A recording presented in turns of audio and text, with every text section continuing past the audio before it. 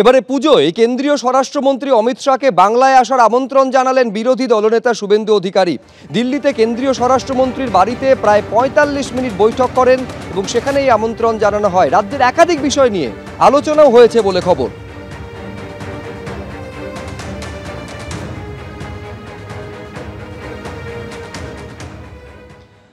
এবার নিয়োগে বিজ্ঞপ্তি। প্রাথমিকে স্পেশাল এডুকেশন টিচার এই পদে নিয়োগের জন্য বিজ্ঞপ্তি জারি হলো। ২০০০-এর বেশি শূন্য পদের জন্য এই বিজ্ঞপ্তি।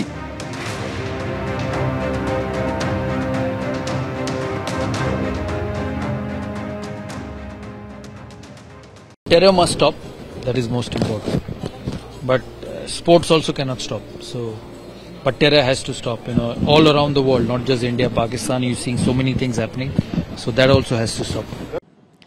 এদিকে ফের মহুয়া মৈত্র, যিনি তৃণমূল কংগ্রেসের সাংসদ, তিনি সরাসরি নিশানা করেছেন। সোশ্যাল মিডিয়ায় তিনি বলছেন যে ভারত পাকিস্তানের সঙ্গে খেলেছে, তার কারণ ভারত সরকার চেয়েছে, তারপর করমর্দন না করা, এটা একটা সস্তা প্রদর্শন যা হাস্যকর। এর আগেও আক্রমণ শানিয়েছিলেন, এবার ফের আক্রমণ করেছেন কৃষ্ণনগরের তৃণমূল সাংসদ মহুয়া মৈত্র।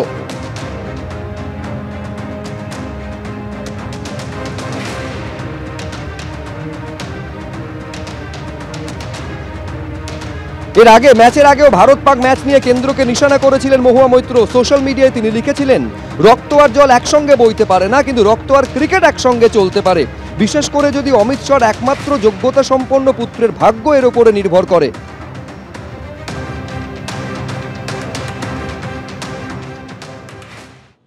কালকের ভারত ম্যাচ ক্রিকেটটা নিয়েই তো একটা কোয়েশ্চেন আছে, যে সেটা হচ্ছে যে যেভাবে পহেলগাঁও হামলা, পরপর হামলা, সিভিলিয়ানদের মৃত্যু, পর্যটকদের মৃত্যু, জওয়ানদের মৃত্যু হচ্ছে, তো সেখানে হঠাৎ সেই পরিস্থিতিতে একদিকে এত বড় বড় কথা, তারপরে আবার তাদের সঙ্গে ক্রিকেট খেলা, সেই ক্রিকেট মাঠে বসে কেউ কেউ মজা নিচ্ছেন। তো এটা এখন সেই শহীদ পরিবার, তাদের চোখের জল, আমরা সেদিক দিয়ে এটা বিচার করব না। যখন এই পরিস্থিতিতে রয়েছে তখন সেখানে খেলাটা আদৌ উচিত না এটার উপরেই তো বিতর্ক রয়েছে।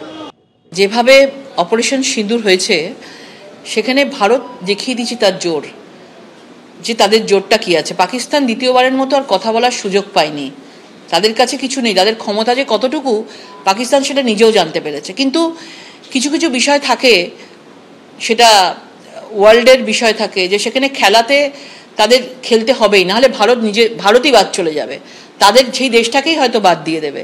সেই জন্য তারা খেলেছে এবং তারপরে সৌজন্য সাক্ষাৎ দেখানোর বা হাত মেলানোর তারা প্রয়োজন মনে করেনি, কারণ পহেলগাঁওয়ের মতন যে ঘটনা তারা ঘটিয়েছে, আমাদের কাছে দেশ আগে এবং তারপরে সৌজন্যতা দেখানো। সুতরাং পাকিস্তানকে সৌজন্যতা দেখানোর দরকার আমাদের, অন্তত ভারতীয় প্লেয়ারদের নেই।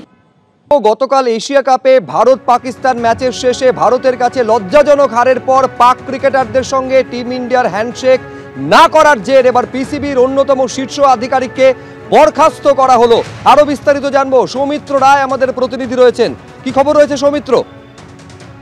শুভজিৎ, দেখো, গতকাল ম্যাচের পর এই হ্যান্ডশেক বিতর্ক গোটা দেশে একেবারে আলোড়ন ফেলে দিয়েছে। সেটা হচ্ছে যে ম্যাচ জেতার পর সূর্যকুমার যাদব এবং শিবম দুবে পাকিস্তানি ক্রিকেটারদের সঙ্গে হাত না মিলিয়ে সোজা ড্রেসিং রুমে চলে যান এবং ভারতীয় দলের যে ড্রেসিং রুমের দরজা সেটা বন্ধ করে দেওয়া হয়। তারপরই পিসিবি বোর্ডের কর্তারা ক্ষুব্ধ হয়ে যান, তারা ক্ষোভ প্রকাশ করেন। সেই পিসিবি বোর্ডের কর্তারা যেটা করেন সেটা হচ্ছে যে, তোমাকে জানিয়ে রাখি যে পাকিস্তান ক্রিকেট বোর্ডের যে চেয়ারম্যান মহসিন নাকভি, তিনি হচ্ছেন একদিকে যেমন পাকিস্তান ক্রিকেট বোর্ডের চেয়ারম্যান, অন্যদিকে এশিয়ান ক্রিকেট কাউন্সিল, যে এশিয়ান ক্রিকেট কাউন্সিল এই এশিয়া কাপের আয়োজক, সেই এশিয়ান ক্রিকেট কাউন্সিলেরও তিনি প্রধান, অর্থাৎ মহসিন নাকভি। ফলে তার যে সিদ্ধান্ত তিনি নিয়েছেন মহসিন নাকভি, সেটা হচ্ছে পাকিস্তান ক্রিকেট বোর্ডের যে অন্যতম কর্তা উসমান ওয়ালা, যিনি ডিরেক্টর ইন্টারন্যাশনাল ক্রিকেট অপারেশনের যিনি ডিরেক্টর, সেই উসমান ওয়ালা পাকিস্তানেরই, তাকে একেবারে সাসপেন্ড করে দেওয়া হয়েছে। তার কারণ হচ্ছে তিনি গতকাল ম্যাচের পর যে পরিস্থিতি, সেই পরিস্থিতি তিনি সামাল দিতে পারেননি এবং পাকিস্তানের ক্রিকেট দলের যে স্বার্থ তিনি রক্ষা করতে পারেননি। সেই কারণে পিসিবির যিনি চেয়ারম্যান মহসিন নাকভি এবং পাশাপাশি এশিয়ান ক্রিকেট কাউন্সিলেরও তিনি প্রধান হাসান মহসিন নাকভি তাকে সাসপেন্ড করলেন এমন একজনকে, সেটা হচ্ছে তারই দেশের লোক, পাকিস্তানেরই ক্রিকেট বোর্ডের উসমান ওয়ালাকে তিনি সাসপেন্ড করেছেন। এবং তোমাকে তার পাশাপাশি বলে রাখি যে এই যে গতকাল ভারতীয় ক্রিকেটাররা সূর্যকুমার যাদব এবং শিবম দুবে হ্যান্ডশেক করেননি পাকিস্তানের ক্রিকেটারদের সঙ্গে, তারপর এশিয়ান ক্রিকেট কাউন্সিলে অভিযোগ জানিয়েছেন, নালিশ জানিয়েছেন ভারতের বিরুদ্ধে পিসিবির তরফ থেকে। এবং তার পাশাপাশি পিসিবি এখানেই থামেনি, তাদের রাগ এতটাই পৌঁছে গেছে যে তারা ইন্টারন্যাশনাল ক্রিকেট কাউন্সিল অর্থাৎ আইসিসি এবং মেলবোর্ন ক্রিকেট ক্লাবকে তারা একটা চিঠি দিয়েছে। চিঠি দিয়ে যেটা অভিযোগ জানিয়েছে যে গতকালের ম্যাচ রেফারি অ্যান্ডি পাইক্রফট, সেই অ্যান্ডি পাইক্রফটকে তাকে অপসারণ করতে হবে। সেই অপসারণের দাবি তুলে আইসিসি এবং মেলবোর্ন ক্রিকেট কাউন্সিল এমসিসি কে চিঠি দিয়েছে তারা। এবং পাকিস্তানের পরের ম্যাচ হচ্ছে সংযুক্ত আরব আমিরশাহির বিরুদ্ধে। পাকিস্তান ক্রিকেট বোর্ডের তরফে এমনটাও হুমকি দেওয়া হয়েছে যে এই গতকালের ম্যাচ রেফারি অ্যান্ডি পাইক্রফটকে যদি অপসারণ না করা হয় তাহলে সংযুক্ত আরব আমিরশাহির বিরুদ্ধে ম্যাচ তারা খেলবেন না। ধন্যবাদ সৌমিত্র।